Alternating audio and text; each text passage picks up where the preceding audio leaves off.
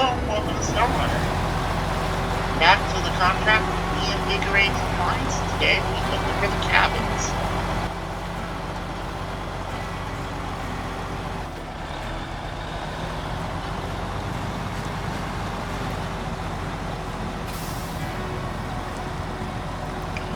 This should be a relatively easy job.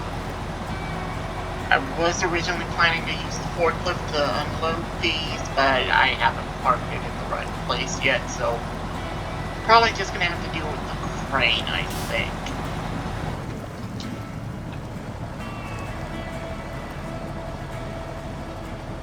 What? Okay. Oh. I was gonna say, what did I get stuck on?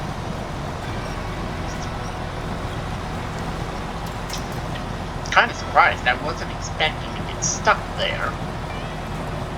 Okay.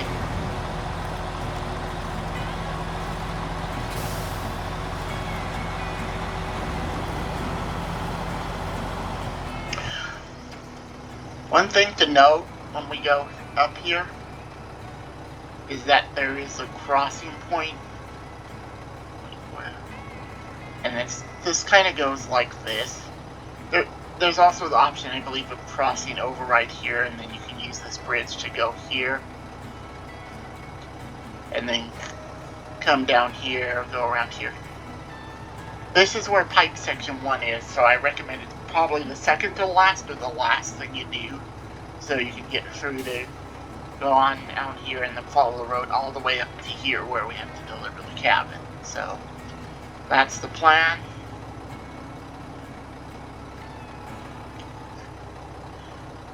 And then I'm just trying to think what I may do next, because I could potentially pick up some materials with the with the mech defense for the return trip. We'll see.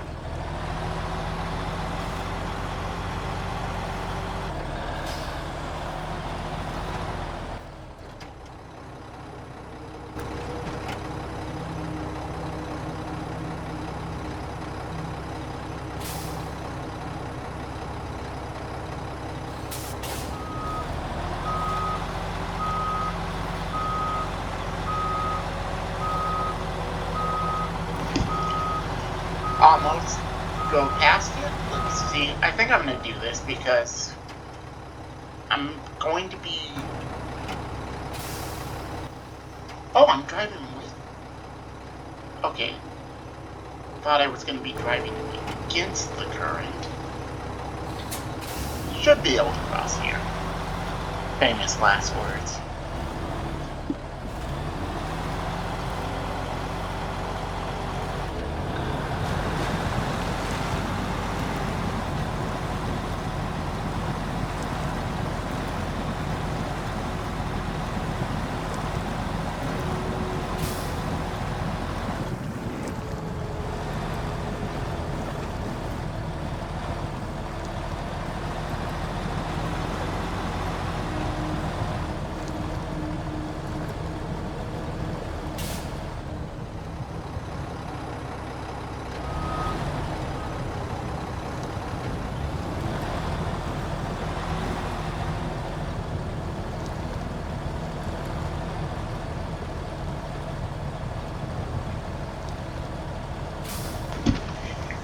one thing I didn't think about. Bottoming out.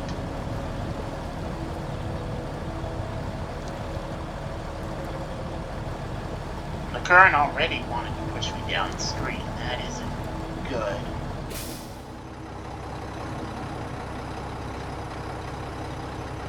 Let me just think for a moment. So obviously this episode's off to a great start. Not really. Let's see, what other trucks? I haven't got the all-wheel drive, which is why the Twitster is still parked here. Got the cat. I have to bring the cat out for any reason. Well, I mean, I gotta do that for blocking, I think.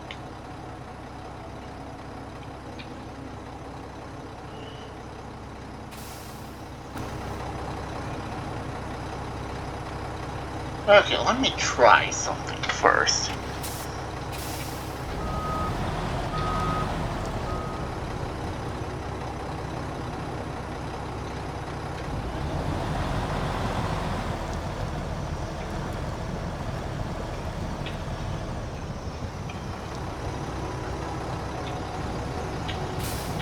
Worried if I let that trailer go,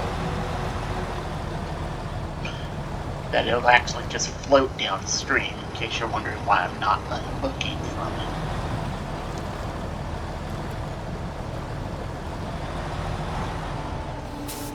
Oh, no, back up. No.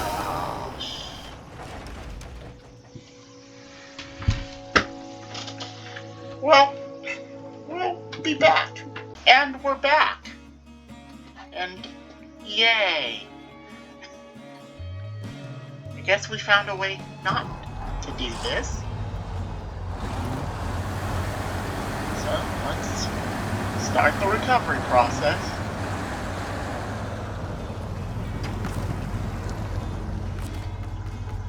Fortunately, the dairy has the weight, so I don't have to worry about being swept downstream. We're just gonna kind of brute force this, honestly.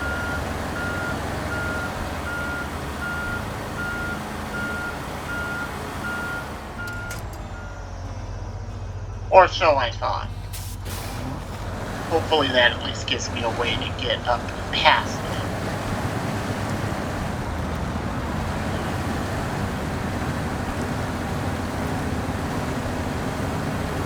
And hopefully physics doesn't freak out also, because, yeah, that's a thing to worry about in this game.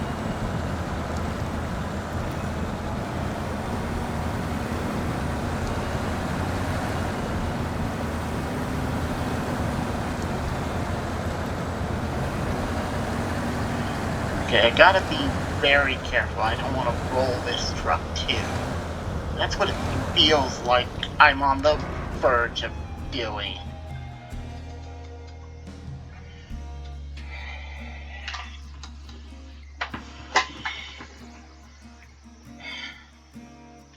Welcome back to Snow Run, where we join a rescue because things didn't go according to plan. Lots of things.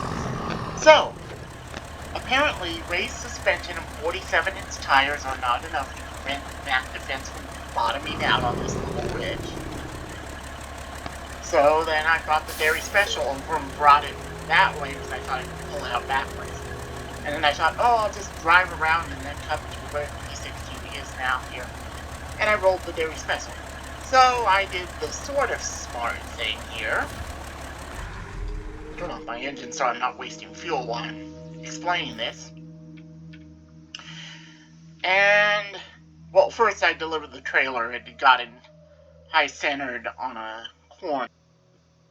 I believe it was right around here. Because apparently the 55s on the dairy special aren't enough. Can't remember if I'm running raised or not on the dairy special. Anyway, so I hooked up the Kenworth, pulled the trailer to here, and then I drove down here. Not recommended, but since I was empty and in low gear and patient, I was able to pull it off. Came here, got the current actually here was strong enough to stop me, so I had to back up and risk rolling going over the rocks. Then got to here, realized I was out of fuel, or almost out, less than 40 liters. So I brought the Tega, which had been sitting up here at the top of the hill, down to a fuel truck I parked right here. And then used the Tega to ferry some fuel here, drove the Kenworth here, took some fuel from the Tega, and now we're here. So let's see if we can actually deliver these cabins.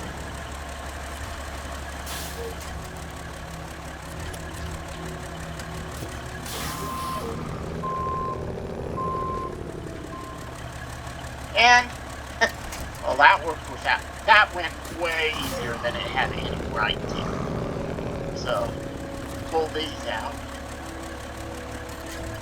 Real life, I'd be worried if these cabins are water damaged, but we're gonna say since this is a video game, the seal's held, so hopefully. And now, we're just going to pull this up and over this little obstacle before we reload the cargo.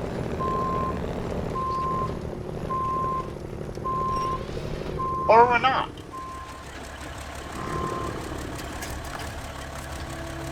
Let's try the other side. So, okay, that's better. That's what we need to do. Okay, that should be good enough. Now let's get this truck out of the way. There are 2 racing contests out here in the middle of the lake, in case you're wondering, so that's what this little race mud pit area is for. We're just going to park this out of the way.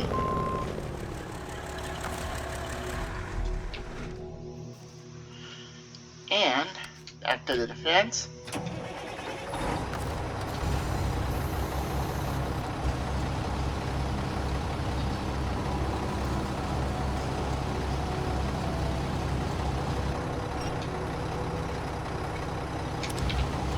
Pull that.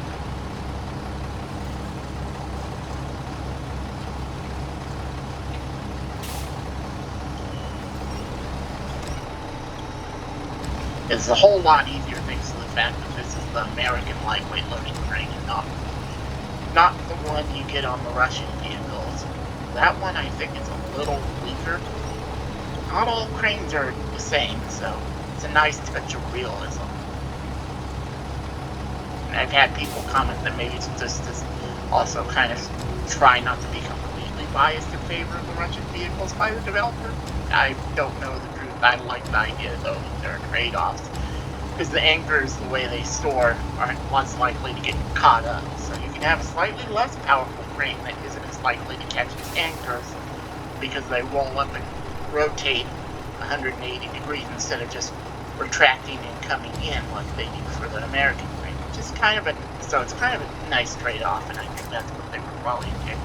Oh, when you're in a situation like this, for me, because I'm using a controller, it's X, but you can select so you can dictate the winches if you have multiple points and need to select a particular one.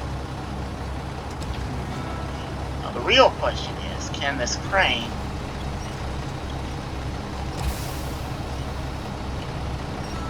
reach into the back of the, well, of the sideboard trailer and put this housing unit in there.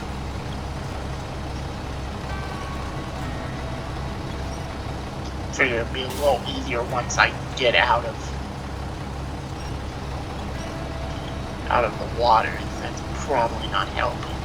Now I'm gonna get it wedged between the trailer and the truck. That's why not?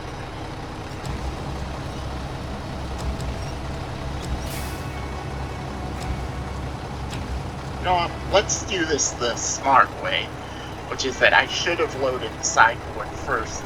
This housing unit's kind of getting in the way here on the back of the truck, so let's just put this down right here. One more to the side. And now, put this into the trailer. Or see if we can. This may be too much.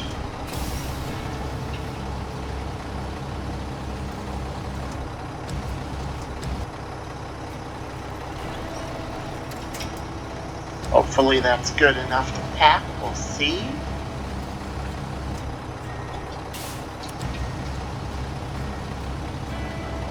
If not, we can just pull forward a little, reposition.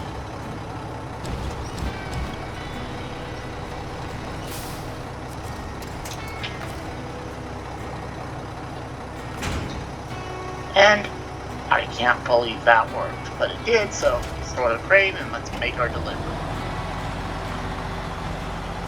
And now, we're back on the way.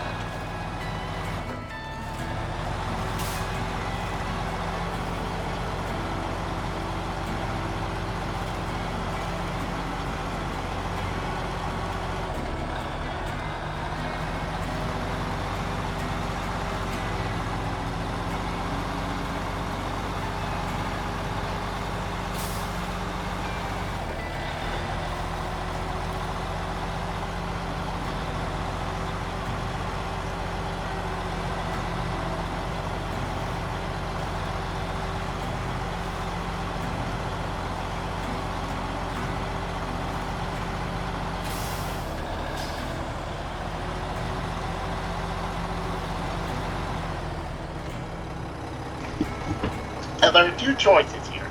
You can take the kind of long way around, which is to cross here and then go this way. Or, if you think you can do it without flooding the vehicle, you can kind of take a shortcut right here. Well, we've seen what happens when I try to take a shortcut, so we're going to take the long way.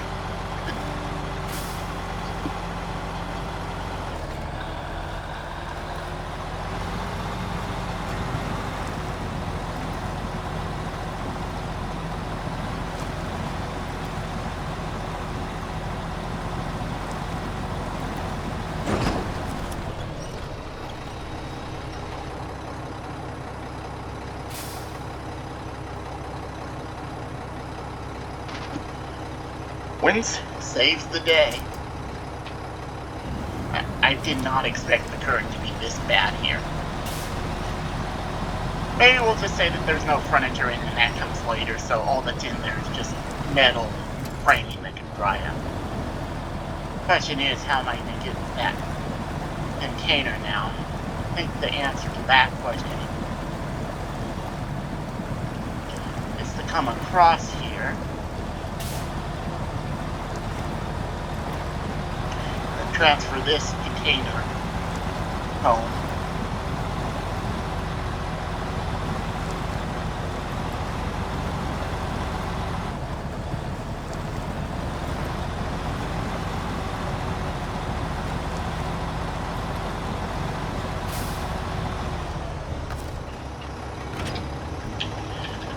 So we'll just do this.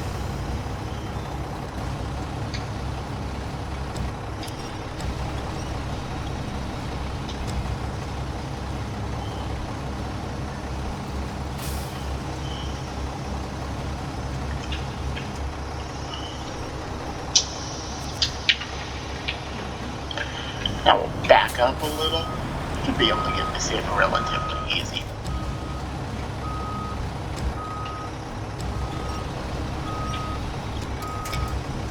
Sorta.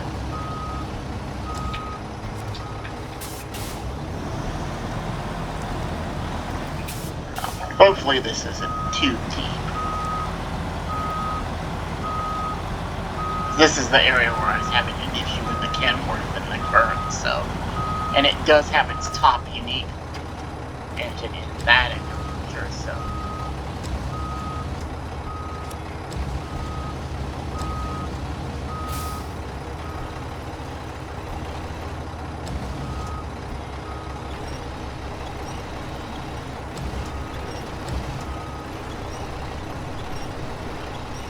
And there. That's loaded. Now let's go get the other one. And given the problems I was going to have with the current, and this is also something you can do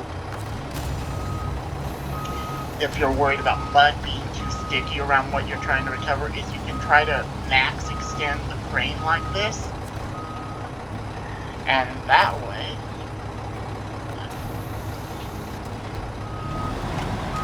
you only have to back as close as you need to, because sometimes the game developers will be nice and sneaky, and there'll be like death mud around whatever you're trying to recover. So sometimes not having to get close to it can be really useful.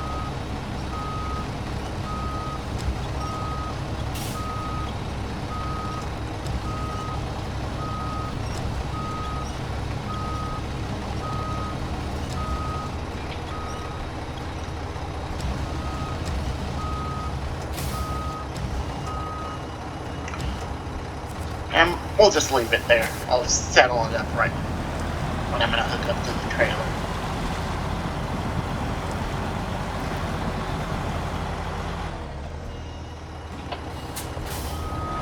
Now this is turning into an interesting exercise, isn't it? Let this be a lesson. This is what happens when you try to take a shortcut in snow running. It has a good chance of not being a shortcut. Let's just put it that way.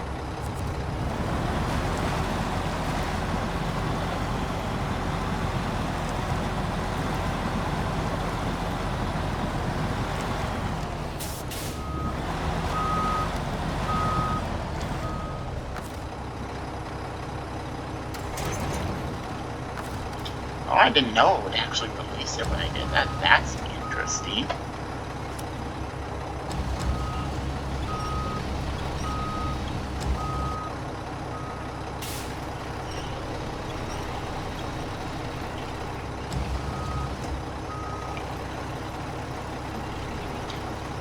So just a little patience, and we have the cargo reloaded.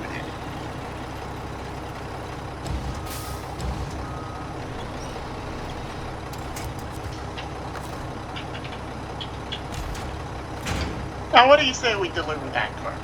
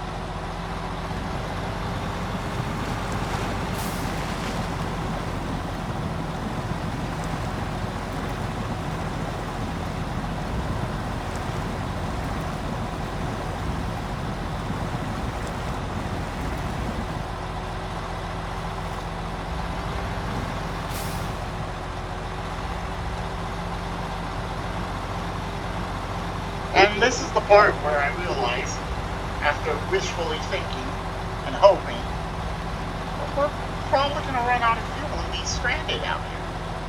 Only question is, will we have just enough fuel to deliver these cargo? By deliver here, it may just be get them there. And then part of the rescue effort may involve actually bringing a forklift out here to unload them, since I'll be coming out here anyway.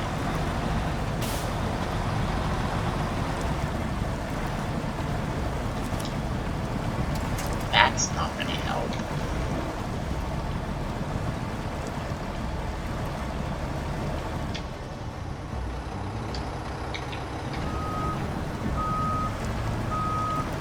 Or we can just get stuck here. That's an option too. I think I don't have enough fuel to generate the power I need. So that's where today's excursion ends, I guess. Hello, welcome back to part 5, where we pick up where we left off. With the truck that's probably out of fuel and definitely stuck, and a trailer that looks like it wants to self-unload. In fact, I'm afraid if I unattach that trailer, it would self-unload, so let's not give it the opportunity, shall we? Just going to transfer some fuel. There, that should be good. I don't know if I was just losing power because of how little fuel I had, or if I genuinely need something to pull this out. So we'll park this right here in case we need it.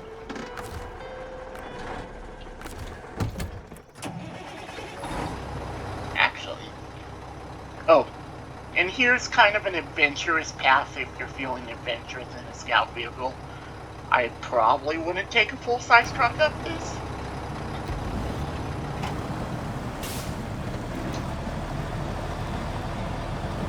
Yep, lack of fuel was the problem.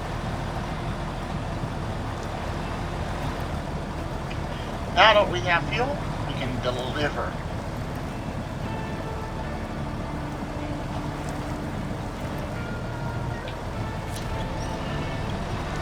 Although the rocks could be causing an issue, I will admit.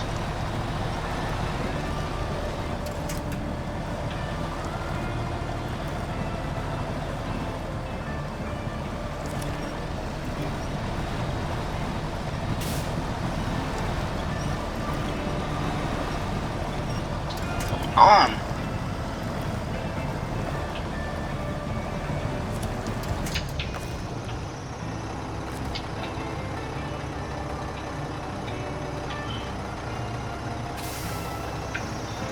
Now, in a situation like this, you don't want to necessarily pull from the trailer. The cargo's not heavy enough, so it actually pull it sideways, and that potentially could cause a problem.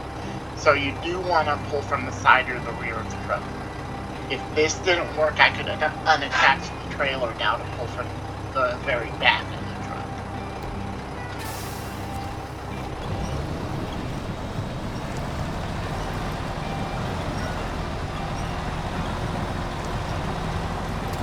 So that seems to have done the trick, so...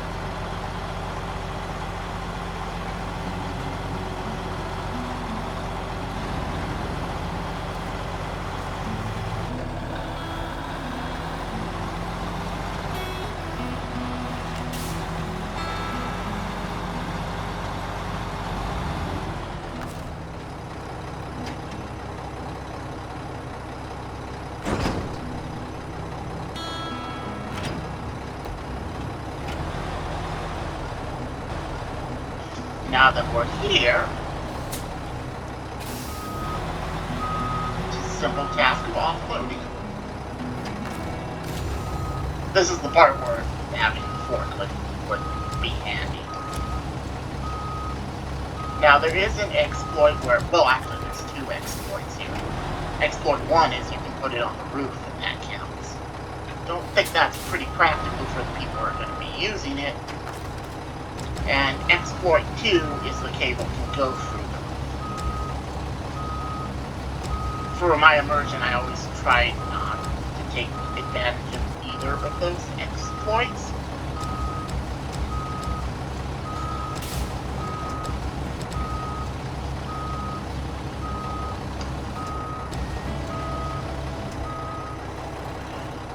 And so we're actually going to do it a slightly different way.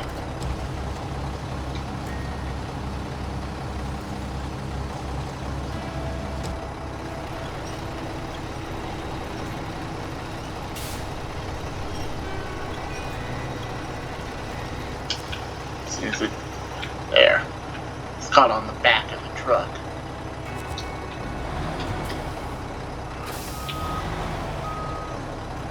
I want to see if there's a way to do it.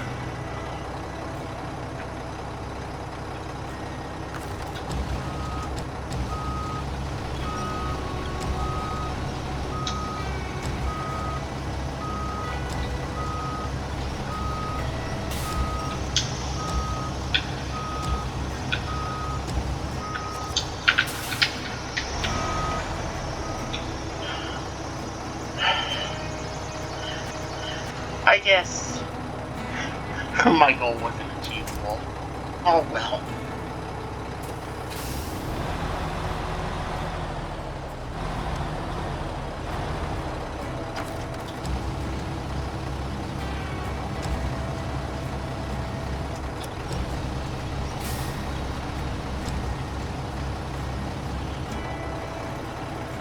Now you could also make the argument that this is where the... Actually, no, there isn't a 2-slot flatbed tow trailer for the big trucks, which is disappointing because this would be a perfect one for that to be a thing. In fact, we're gonna back up this way. I'm just kind of curious.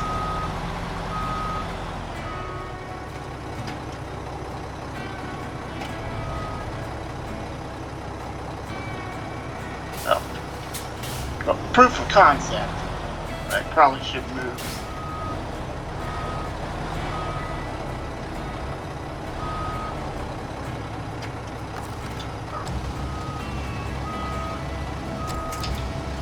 So what we're gonna do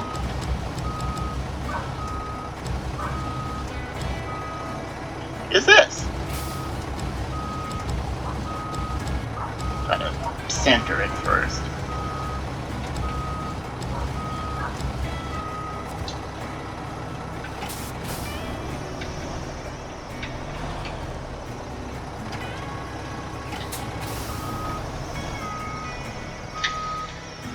Oh, of course, this isn't gonna work. Because why would a cool way that doesn't break my immersion not work?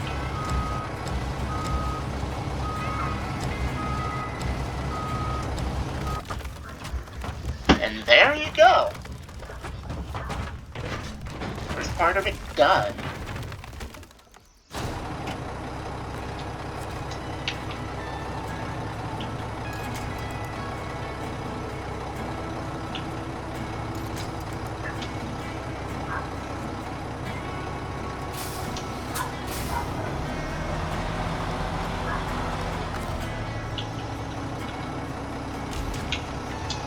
Like, did I find another bug?